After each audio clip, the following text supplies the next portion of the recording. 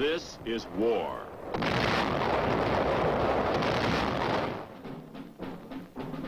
War and its masses.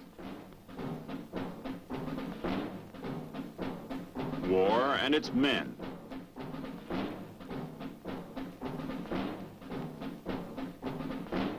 War and its machines.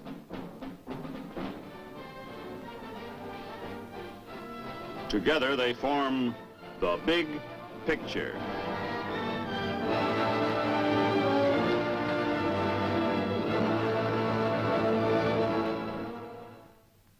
Welcome to the Big Picture. I'm Captain Carl Zimmerman. The Big Picture is a report to you from your Army, an Army committed by you, the people of the United States, to stop communist aggression wherever it may strike. The Big Picture traces the course of events in the Korean campaign through first-hand reports of our combat veterans and through film produced by the Army Signal Corps, photographed by combat cameramen. These are the men who daily record on film the big picture as it happens, where it happens. Today, the big picture shows the United Nations forces withdraw in the face of a Red offensive. You'll see the Lincoln Line established. You'll see our troops hold on to that line and later break out in an air-ground assault. You'll meet an Army nurse, Captain Molly Younger of Kansas City, Missouri. You'll meet an Army medic, a man who served with the Army's 3rd Infantry Division, Sergeant Mike Proputnik of McAdoo, Pennsylvania. And now, let's go back to April 20th, 1951. During the period 20 April to 20 May, the Communists launched 2 phases of their expected spring offensive. On 23 April, the Reds jump off on their first phase, hitting strongest above Seoul.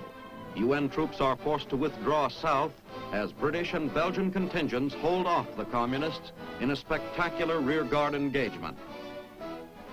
A secondary action of this phase hits in the Hwachon Reservoir area.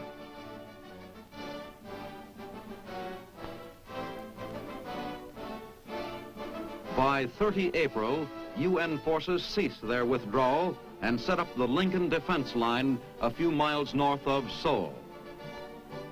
In the central sector, UN troops withdraw south of the Pukhan River, and in the east, ROK forces pull back to Yangyang. From 1 May to 16 May, there is only minor enemy activity as the Communists build up for the second phase, and UN forces recover some ground north of Seoul. UN air forces strike at targets of opportunity.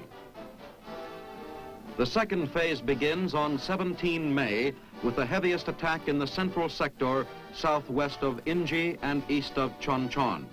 Heavy casualties are inflicted on the Reds in this area. On 20 May, the UN forces shorten their line north of Seoul, strengthen positions in the central sector, and move to plug a gap caused by the collapse of 2 ROK divisions.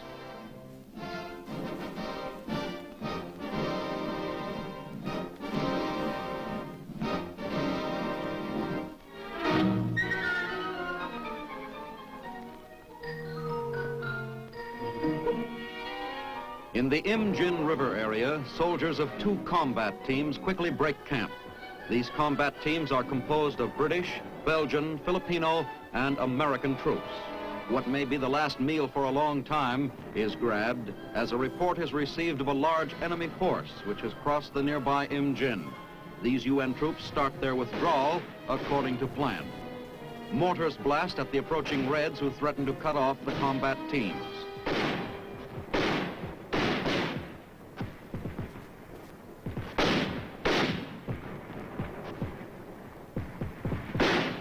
The withdrawal starts south, down the main highway that passes through Uijeonbu to Seoul. Hit by an enemy shell, this UN truck tractor burns. Due to machine gun and mortar fire from infiltrated enemy troops, the convoy halts. Men take cover and wait until the way has been cleared.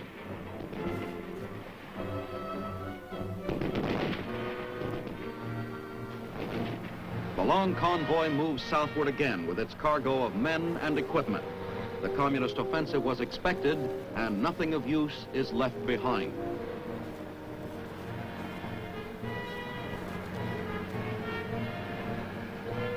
En route, battalion commanders discuss the situation. In Weijianbu, a sign aptly states the result of war's devastation on the town. Tanks and trucks race through the battered town to pick up units of the combat team, which are redeployed in new defense line south of Weijianbu. Later, a battalion of infantry plods wearily through the rice paddies. After fighting off the Chinese all through the night, they slog through the pelting rain to new defensive positions. Their fatigue is apparent in every step. A little more water doesn't seem to matter much as they wade a swollen stream.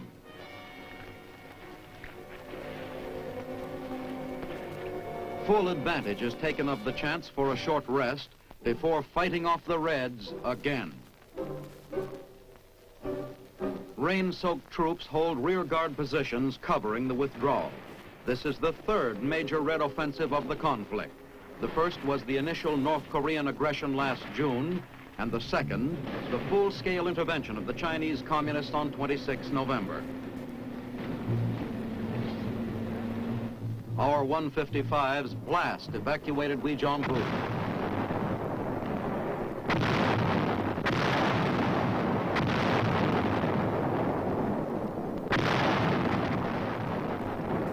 Withdrawal continues as UN firepower takes a terrible toll of Chinese. Further south, nearing Seoul, the last UN vehicles cross a bridge south of Yapyong. Men of an engineer battalion pour gasoline on the bridge, which has also been mined with TNT.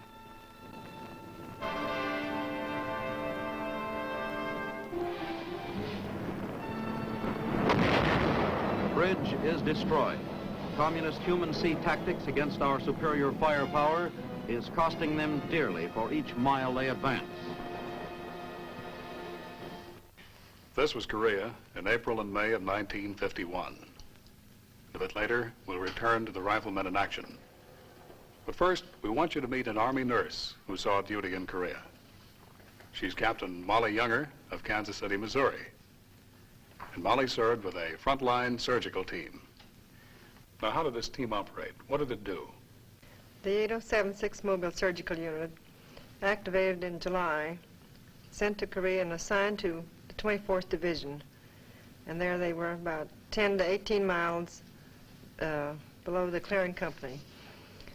As the first aid men picked up the casualties, gave them first aid, sent them to the clearing company, and from the clearing company were sent to our unit, the Mobile Surgical Unit, for further treatment.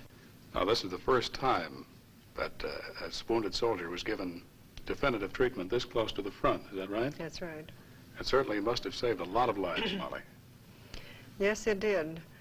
And after the treatment at our hospital, they were evacuated by train, helicopters, and ambulances to the evac hospital, which was at Busan at that time. And from Busan, they were sent to Japan and then to the States.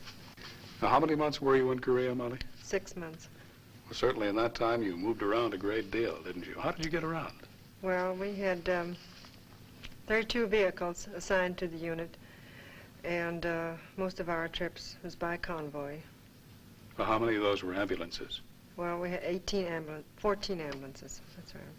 Well, how about the weather in Korea? You saw a lot of different temperatures. Yes, in the beginning it was a little hot. Of course, we didn't have time to think about the heat at that time. And later on, though, it was getting a little bit cold.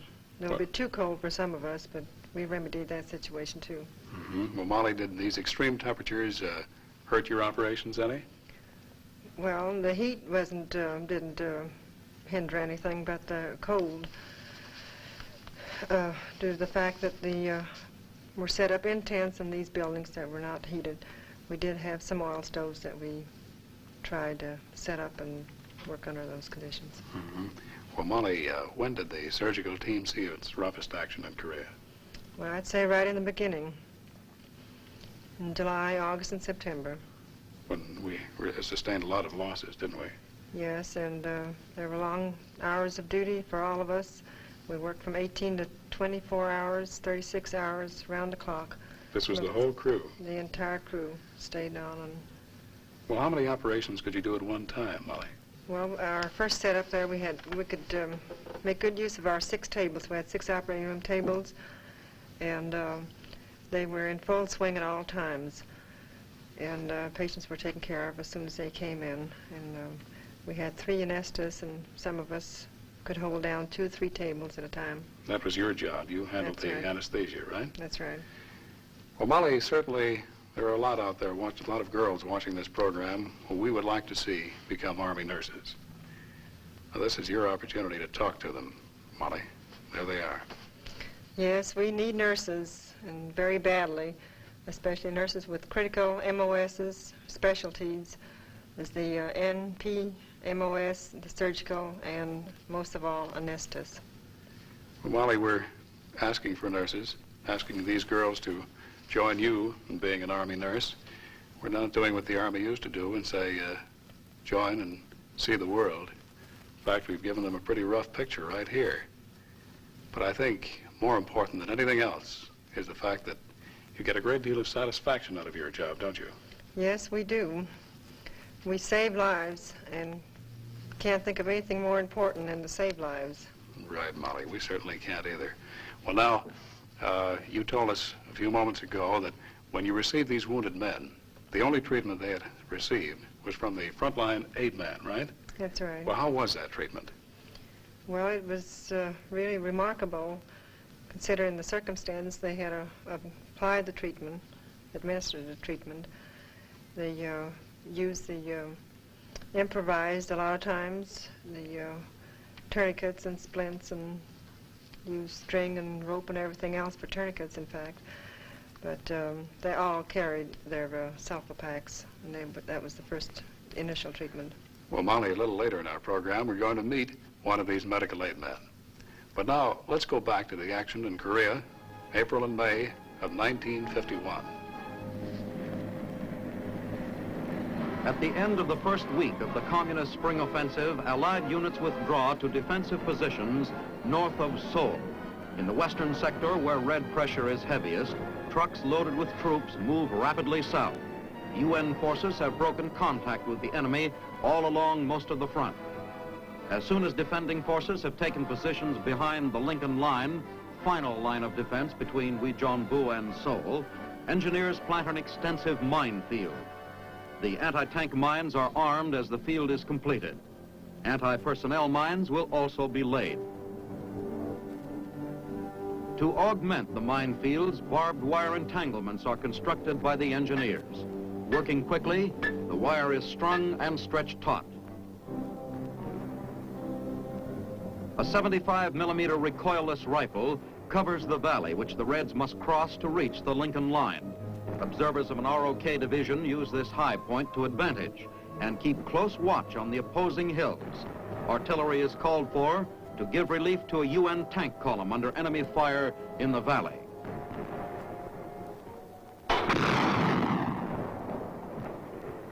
HE shells blast the distant hills, giving support and cover to the withdrawing tanks. The armored patrol is returning to the Lincoln Line after contacting 2 Chinese battalions.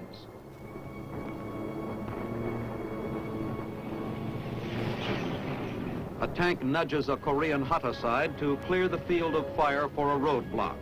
As Allied forces retire behind the Lincoln Line, tanks are put into use as defensive weapons.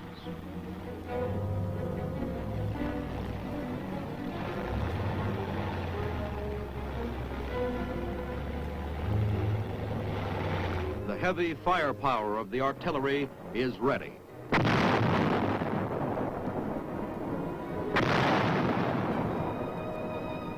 Tanks wait in emplaced positions to add their forceful punch. In the heart of Seoul, on the grounds of the Capitol building, 155 howitzers fire a sharp warning at the advancing Chinese.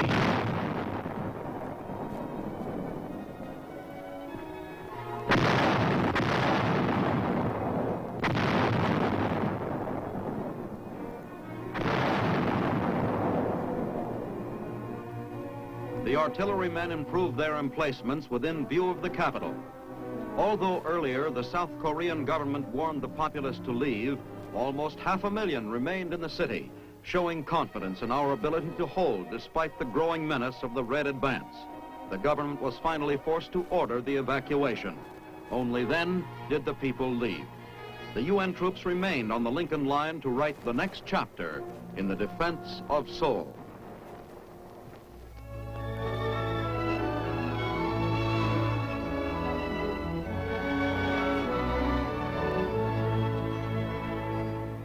A field hospital in Korea.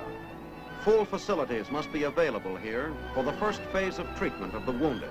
It's the critical phase. An emergency shipment of blood coming in. Whole blood, the doctor's best friend. Oftentimes the wounded man's only chance for life.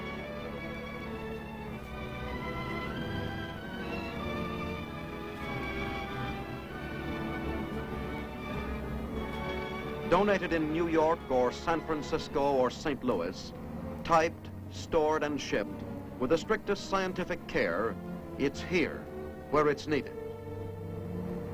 After first aid treatment and an aid station, wounded men are brought to the field hospital.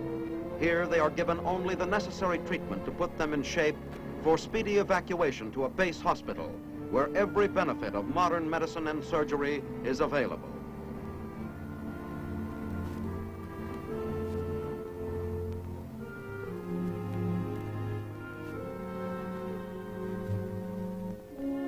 Almost every wounded man has lost too much blood.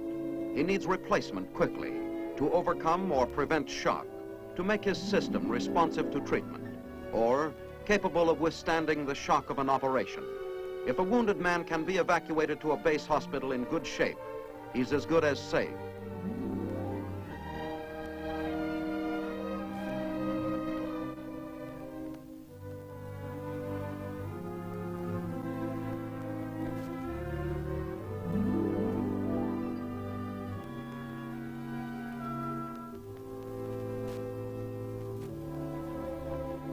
Drop by drop, a young man's precious life is saved for his loved ones, for his country.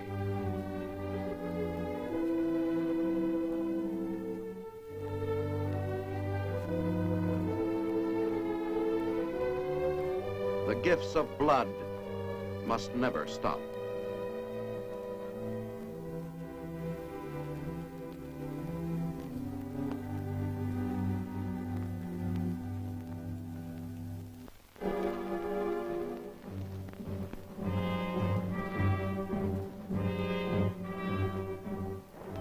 Troops of the UN forces move along a barbed wire barricade on a ridge near the town of Tokso, part of the line of defense against the communists in this sector. As further determined to the mass assaults of the Chinese, an anti-personnel minefield is planted just beyond the UN-held line. Tripwires are adjusted from the stakes to the mines, which have an effective danger radius of 75 yards. A pressure of 9 pounds against the tripwire will explode one of these lethal traps.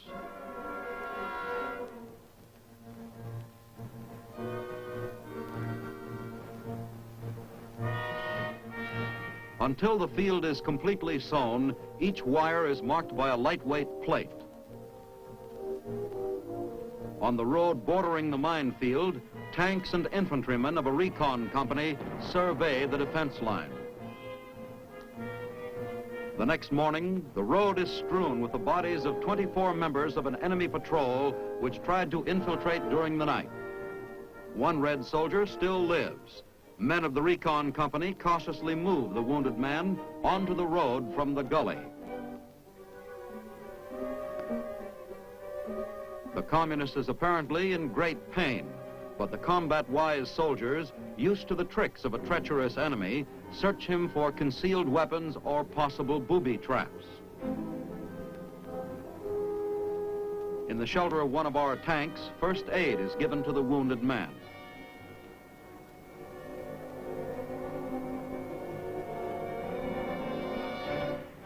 From a vantage point atop a hill, a machine gunner watches the valley below as his assistant adjusts his fire through a BC scope.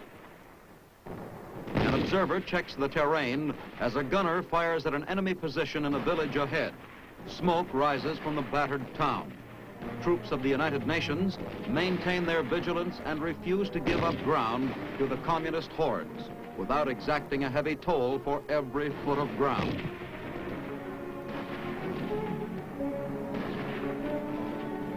A returning tank brings news that the infiltrating Reds have been routed from the village.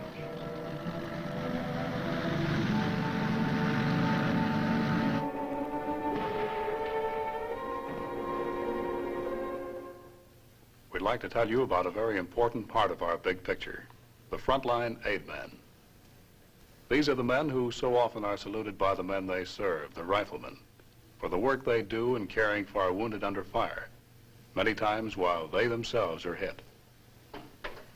Here's Sergeant Mike Proputnik, who saw duty with the Army's 3rd Division in Korea. Mike was an aid man there. Well, let's talk about these aid men, Mike. You travel right with the rifle company, don't you? That's correct. There's 4 aid men and a litter team along with the rifle company. We go and attack and take care of the wounded and evacuate them as soon as possible. How about the terrain over there? That makes it a little rough for the evacuation, doesn't it? It does. We look over the terrain before we go in and find the quickest way possible for evacuation that can be done. Well, how do you get them off these hills, Mike? Well, we have these Korean litter bearers, civilians, and they can move out a lot faster than we can. They know the terrain also. They know how to climb those hills? That's correct. Well, now, what equipment do you have with you to treat these wounded men? Well, we have a first aid kit which handles emergency treatment along with the company. Yes, it is. This is it right here, And this Mike. is it right here. And with it, we've got the first aid packet, which each soldier uses, which he carries with himself so they can. This is right on his belt, Right. every combat soldier. And we've got the triangular bandage, which can be used as a sling, or it can be used for anything else if necessary. Mm-hmm. And then we've got the compressed bandage, which we use on larger wounds to cover areas which the first aid packet don't cover. And then we've got our tags, which we mark our patients with if we have the time, which tells of the treatment and when they've been treated. Do you have time to use this? Sometimes we don't have the time, so they're treated, or rather marked later on further on back down the line. What do you have on here, just to show what his name, his serial number, and the extent of his wounds? Is that it, Mike? That's it, and also the treatment which he gets from the aid man. Right. Well, Mike, there's an old expression in the Army, the pill roller. Certainly that does not apply to the frontline aid man. No, it doesn't. The frontline aid man wouldn't be called a pill roller. He hasn't got time to roll pills. He takes care of the wounded and evacuates them as soon as possible, whenever it can be done. Yes, and he's doing some very important medical work, Mike. He's giving this man the first treatment he receives. It's got to be good and it's got to be quick. That's right. And while you're treating this man over here, or 2 or 3 over here, you get another call for medic from the other side of the hill, huh? That's right. Right. Well, Mike, we certainly will not use that expression with a frontline aid man, pill roller, because we have all the respect in the world for you men. And certainly the men we've had on our program, the riflemen, feel the same way. And now let's go back to Korea of April and May of 1951 and see an air-ground assault. Just north of Seoul, Allied planes smashed Chinese columns massed for an attack a scant 1,000 yards beyond our main line of defense. Pouring down the historic invasion routes from Munsan and Uijeongbu, the Reds try to break through to Seoul. Officers observe the effectiveness of UN air power back in the skies after days of rain as it plasters enemy concentrations building up for their much-heralded May Day attack on Seoul. The planes smother the target with machine gun fire, rockets, and napalm.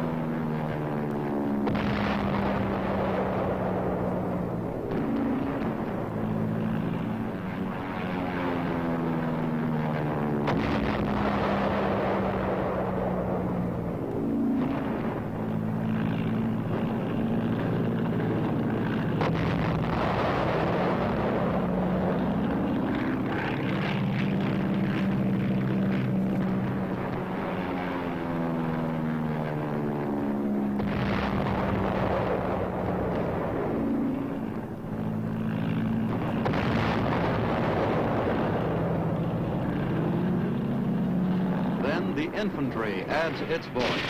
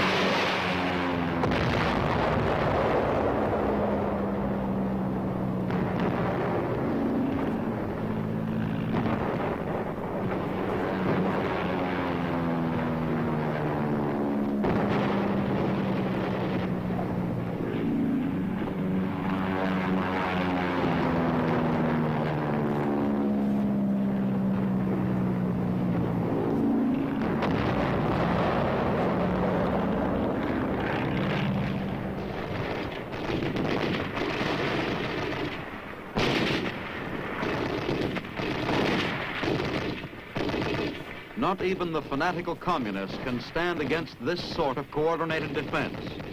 With the full Allied power shattering their formations, the enemy's planned May Day offensive is stalled before it starts.